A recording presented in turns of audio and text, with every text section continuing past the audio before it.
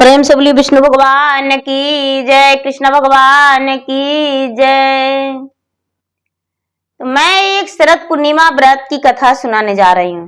शरद पूर्णिमा व्रत, आश्विन मास पूर्णिमा व्रत कहिए या कुंवार मास पूर्णिमा व्रत कहिए, शरद पूर्णिमा व्रत की मैं एक कथा सुनाने जा रही हूँ। शरद पूर्णिमा के दिन सभी लोग खीर बनाते हैं, चांदनी रात में रख देते हैं और उसमें भगवान पूरी रात भ्रमण करते हैं। उस खीर में अमृत बरसाते हैं और अमृत जो बरसाते हैं प्रसादी के रूप में माता या घर के कोई सदस्य सभी को देते हैं। तो मैं एक कथा सुनाने जा रही हूँ। शरद पूर्णिमा के दिन, वो दिन बहुत महत्व मानी जाती है। उस दिन जो रात है चांदनी रात होती है, बहुत बड़ी रात, उजियाला चांद होती है रात। उस दिन चंद्रमा की रोशनी बहुत सुंदर होती है। उस दिन रोशनी का बहुत महत्व है। तो किसी गांव में एक ब्राह्मण थे और एक ब्राह्मणी थी। तो ब्राह्मण के दो कन्या थी, एक बड़ी और एक छोटी। बड़ी कन्या जो थी ब्राह्मण की पूजा पाठ में लीन रहती थी, व्रत करती थी, पूजा करती थी और शरद पूर्णिमा की व्रत करती थी। चांदनी रात में अर्घ देती थी चंद्रमा को, दूध का प्रसाद बनाती थी, घी का दीपक जलाती थी और चंद्रमा के अर्घ दे के पूजन संपन्न करती थी। चंद्रमा के अर्घ देकर ही वो कुछ फलाहार भोजन करती थी। सुबह होता था तो वो व्रत खोलती थी। वो चांदनी रात के पूजा करती थी। छोटी बेटी जो थी ब्राह्मण की, वो कोई पूजा पाठ नहीं करती थी, वो कोई व्रत नहीं करती थी। लेकिन कोई बात नहीं, व्रत नहीं करती थी तो अपने बहन के साथ कभी कभी व्रत रखती थी। तो शाम होने से पहले ब्राह्मण की छोटी पुत्री भोजन कर लेती थी नमक, जो कि शरद पूर्णिमा के दिन जो भी व्रत रखते हैं वो नमक नहीं खाते हैं। ऐसा करने से उसे बहुत दुख पहुंचा। ब्राह्मण दोनों पुत्री को विवाह कर दिए। दोनों पुत्री अपने अपने ससुराल चली गई। ससुराल जाने के बाद बड़ी पुत्री जो थी ब्राह्मण की बड़ी सुखी जीवन बिता रही थी, अपने ससुराल में बहुत खुश थी। उनको कई बच्चे हो गए थे और जीवित थे। घर में धन धान से भरा हुआ था, कोई प्रकार का कोई उसे कष्ट नहीं था। ब्राह्मण की जो छोटी पुत्री थी, छोटी पुत्री का संतान होता था और संतान मृत हो जाता था। संतान उसे जीवित नहीं रहता था, गोद में खिला नहीं पाती थी। वो संतान के जन्म लेते ही वो मृत को प्राप्त हो जाता था। ब्राह्मण की छोटी पुत्री बड़ी दुखी रहती थी। एक बार की बात है कि उसके सास ससुर बोले कि इस बार तू मैके चली जा और मैके जाकर प्रसव के समय तू रहना, हो सकता है तुम्हारा संतान वहां जीवित रहे। और ब्राह्मण की छोटी पुत्री अपने मैके चली गई, मैके में रहने लगी। जब समय पूरा हुआ तो प्रसव पीड़ा शुरू हुआ। प्रसव पीड़ा के बाद उसका औद्र से एक कन्या जन्म ली और जब कन्या जन्म ली तो ब्राह्मण की कन्या वो जन्म लेते ही मृत को प्राप्त हो गई।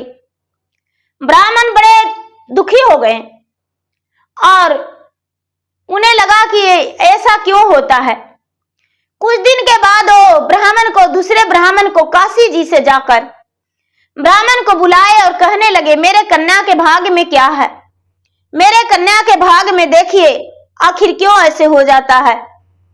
जब काशी जी से ब्राह्मण आए तो उसका भाग को देखे, भाग को देखने लगे तो कहने लगे कि हे ब्राह्मण देवता, आपका ही घर में आपकी पत्नी के ओद्र से 2 कन्या जन्म ली है, लेकिन बड़ी कन्या जो है हर व्रत को पूरी की है और छोटी कन्या शरद पूर्णिमा व्रत की अधूरी व्रत रखी थी। इसीलिए उसका जो बच्चा है वो मृत को प्राप्त हो जाता है। यदि व्रत को पूरा कर लेगी तभी उसका बच्चा दीर्घायु होगा। बच्चा व्रत को पूरा नहीं करने से बच्चा उसका अल्पायु हो जाता है। ऐसा करने से उसको बच्चा मर जाता है। वो व्रत करेगी तो अच्छा है। ये बात सुनकर ब्राह्मण जो थे, ब्राह्मण अपनी पुत्रियों को समझाए। पुत्री का बात थोड़ा सा भी समझ में नहीं आया। जब शरद पूर्णिमा का दिन आया, व्रत रखी लेकिन उससे रहा नहीं गया। चांद उगने से पहले और भोजन कर ली। सूरज का तप गर्मी उसे रहा नहीं गया। शीतल का ठंडाई, चंद्रमा का ठंडाई आने से पहले सूरज की तप गर्मियों में भोजन कर ली। और जब भोजन कर ली तो उसका व्रत टूट गया। फिर से वो गर्भवती रही, उसका बच्चा जन्म लिया, लेकिन कुछ दिन जीवित रहा और बच्चा वो मृत को प्राप्त हो गया। बड़ी दुखी हुई और दुखी हो जाने के बाद वो क्या की कि एक लकड़ी का पीढ़ा बनवाई और उस पे अपने बच्चे का लाल कपड़े में लिपट कर और बच्चे को उसी पर सुला दी और सुला के छोड़ दी, उसे लपेट के ढक के। अपने बहन के घर बुलावा दी कि मेरा बहन को बुला लाइए। वो जानती थी ब्राह्मण की छोटी कन्या कि मेरा बहन जो है वो शरद पूर्णिमा व्रत करती है, चांदनी का अर्घ देती है और व्रत अच्छे नियम अनुसार वो पूरा करती है। जब बहन आई तो बहन को बोली कि बहन इस पीढ़े पर बैठ जाओ। बहन जो थी, बहन पीढ़े पर बैठने चली जिस पर मृत बच्चा पड़ा हुआ था। बहन अनजान थी, उसका साड़ी का पल्लू उस पीढ़े में ठेक गया और बच्चा रोने लगा। जब बच्चा रोने लगा जीवित होकर, तो बड़ी बहन बोली, अरे बहन तुम्हें समझ में नहीं आता, अपने बच्चा का कलंक मुझ पे देना चाहती थी।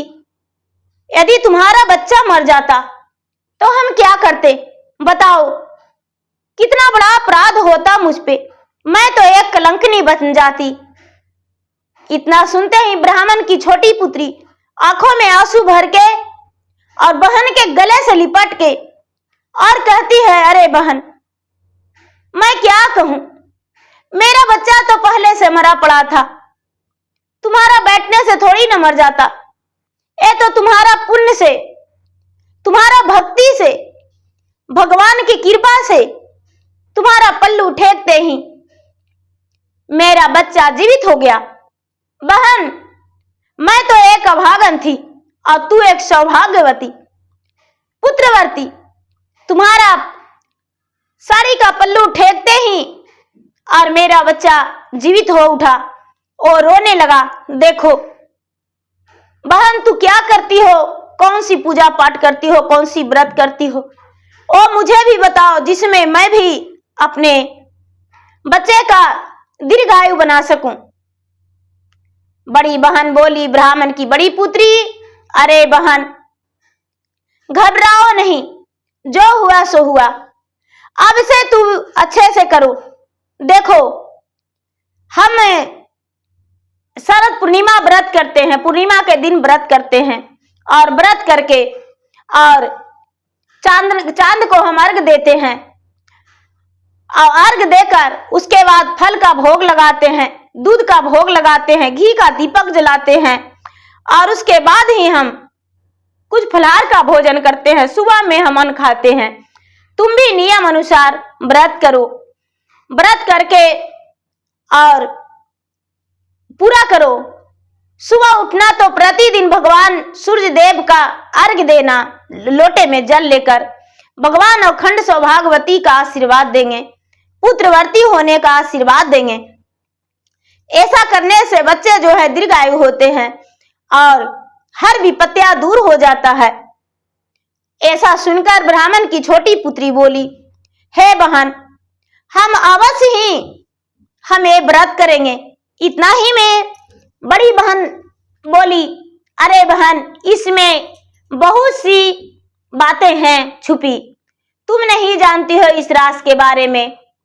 शरद पूर्णिमा के दिन कृष्ण कन्हैया और राधा रानी दोनों राज रचाते हैं वृंदावन में, और उनके राज रचाया हुआ सभी गोपियां वहां जाते हैं और सभी मिलकर राज रचाते हैं। वहां कृष्ण कन्हैया का बंसिया का आवाज 36 करोड़ देवता सब सुनने जाते हैं। जो कृष्ण कन्हैया हैं, कन्हैया सबके घर में अमृत बरसाते हैं और सबके प्यार भरा आशीर्वाद देते हैं। उनके शरण में तो भोलेनाथ भी गिर पड़े थे और उनके दर्शन के लिए लालायित हो गए थे, और उन्हें दर्शन पाके भोलेनाथ भी धन्य हो गए थे। उन्होंने भी बोले कि मैं तो आपका भक्त हूं, सबसे प्रिय भक्त। जो कृष्ण कन्हैया थे वो अपने भोलेनाथ को धन्यवाद किए थे और पहला भक्त स्वीकारे थे। इतना सुन ब्राह्मण की छोटी पुत्री बोली कि बहन, अब हम कभी भी नहीं भूलेंगे, हम सारा दिन व्रत रखेंगे और नियम अनुसार व्रत रखेंगे, और व्रत रख के और पूजन पाठ करके और सुबह सुबह हम व्रत खोलेंगे, हम कभी भूलेंगे नहीं। उस समय से ब्राह्मण की छोटी पुत्री भी व्रत रखने लगी और व्रत विधि से करने लगी और पूजा पाठ करके, और सूर्य उगने के बाद ही वो अपना व्रत खोलती थी, अन्न खाती थी, और पूरे गांव में जाकर ढिढोरा पीट दी कि मेरा बहन शरद पूर्णिमा व्रत करती थी, इसीलिए मेरा बच्चा अल्पायु था और मर जाता था, अल्पायु जन्म लेता था, लेकिन मेरे बहन के पुण्य प्रताप से मेरा बच्चा दीर्घायु हो गया और मेरा बच्चा जीवित हो गया, मरा हुआ बच्चा। सब लोग शरद पूर्णिमा के दिन व्रत रखिए और पूजन करिए। बच्चे के जीवित रहने के लिए सभी माताएं अपने बच्चे की दीर्घायु के लिए व्रत रखिए, और सभी लोग व्रत करने लगे। पूरे ये बात तो राजा को भी पता चला, तो रानी भी वहां व्रत करने लगी। तो प्रेम से बोलिए चांदनी माता की जय, कृष्ण भगवान की जय, राधा मैया की जय।